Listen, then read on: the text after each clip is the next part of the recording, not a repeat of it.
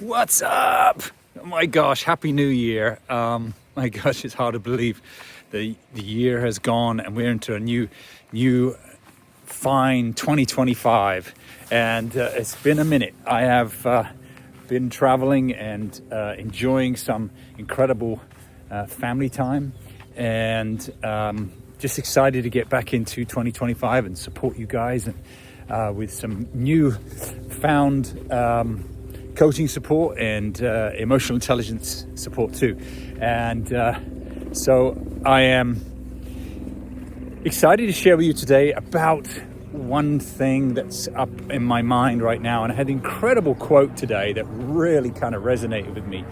But before I get to that, I just wanted to say that there's something that's top of mind in relationships and how we are in relationship with husbands and wives, as a fine example, or just your partners, and where one partner has been a certain way for so many years, and so is the other one, really. But we look to each other, and especially our wives, we look to our men to see if they're going to show up today. They're testing us to see if they show up. And when men finally do show up, it's usually because they've been threatened with something. They're just tired. Their wives are tired. Your wives are tired with how you're showing up. And so what they start to do is like they scrambling and oh my gosh, and there's nothing wrong with that. It's just like what our wives are doing is seeing if we're going to show up and say, are you the man that I married? Are you going to show up today, the knight in shining armor? But when he does decide to show up and invest in himself, which is key for everybody, let's be clear, it's just not the men. Wives get to show up and invest in themselves too, as my ex-wife did, and is continuing to do, and it's amazing to watch her grow. But what happens is, in this dynamic, in this kind of experience, especially in the beginning, even though you're testing your husbands or us men over the years, what you are looking at is the old version of your husband, and suddenly they start to change. And they get, you get weirded out because suddenly your husband's changing. And what it is you're testing. Hi guys. Yes, oh I know. Our neighbor's dog. You are testing them to see if it's for real, because you're loving what you're seeing.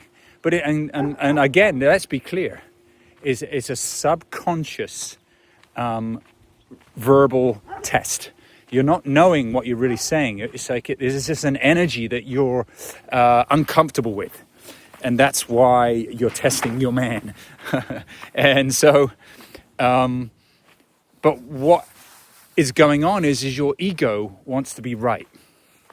Your ego wants to bring the comfort back, which is something you've never been aligned with, but you're still uncomfortable with it.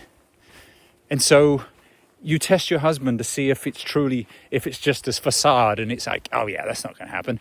This isn't real. This is weird, and that's the ego speaking. That's the shadow self wanting to go back to the old ways. But it's the old ways that have caused the wives or the husbands, in a lot of cases, to have transgressions, whether it's an affair or an emotional affair or anything, to move away from what's not working. But when the man does show up and you find yourself loving what you're seeing, subconsciously you're feeling you've got to shift the dynamic back to what the old self is. So you test your husband. And when he suddenly has a breakdown, because he is still practicing something new, and like anything new, it's going to feel clunky or it's going to feel weird, you catch him and go, see, he's in there, the old self. And there's stories out there that, where wives say, I want my old husband back. And I said, well, that's funny. You want your old husband back, but it's the old husband that you had an affair with, or had an affair on. So why would you want your old husband back? And that, again, that wording and that phrase and that sentence was from a subconscious pattern from her old self, because her true self wants the dynamic, powerful, extraordinary man, the husband that she married. So the question is, do you want to be right or happy? And getting out of the subconscious patterning that we all have that doesn't support us, because there's subconscious patterning that does support us, but the ones that don't is damaging relationships. So there was a quote that I came across yesterday from a dear friend, and it's about that very thing, where when we want to avoid something, and in relationships, where are you avoiding? It's the results you're looking for in your relationships, in your work, in any relationship, whether it's your husband or your wife or your partners or your business partners, is the results you are looking for is the work that you're avoiding. How many times do you avoid? How many times do you avoid through doing something else, like doom scrolling, as they call it now, watching Netflix? We're not present. We are avoiding when something's uncomfortable. We avoid, and that uncomfort could be, like you heard the saying: if you want to clean house, write a book. Because most people avoid trying to write the book. So they go and avoid by cleaning a house, and they get distracted and suddenly go, wow, and then they make up a story. Well, I got a phone call, and then I decided to clean my car, and then clean the kitchen, and so on and so forth. And so where are you willing to step in and get uncomfortable?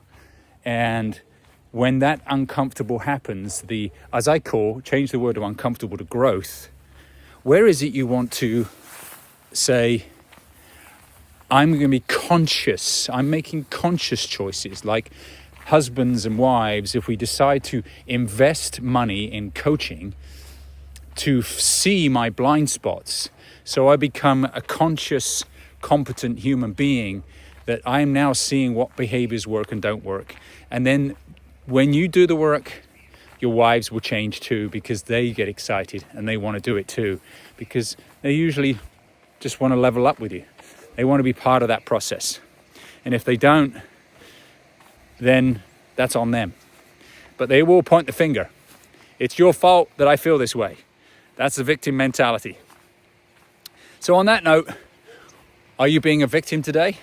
Which is, you want to be right than happy. That's being victim. And for the men, when your wives are testing you because you've invested in yourself, and in the beginning it's clunky, and you then acknowledge that it's still clunky and I'm still learning. If you're investing in yourself, let them know it. And are you being neutral when they point the finger, or are you reacting and getting defensive? So when you defend, where are you? You're right back where you started. So that's in the beginning. And as you practice something new and you get used to a new languaging, a new behavior, it's going to become easier. So don't give up. And that will probably be my next video, is how do we keep going when we think it's not working? We've plateaued. There's a story behind that. So until then, Happy New Year. I trust this awesome 2025 is going to light you up and move you forward. If you are in the work, trusting yourself and seeing that you are conscious and making choices, that behaviors that support you, and you're committed to something. What are you committed to this year? Share in the comments what you're committed to. If this has resonated with you today, share something in the comments, like and subscribe, and I look forward to seeing you on my next video. Until then, have an awesome day. Cheers.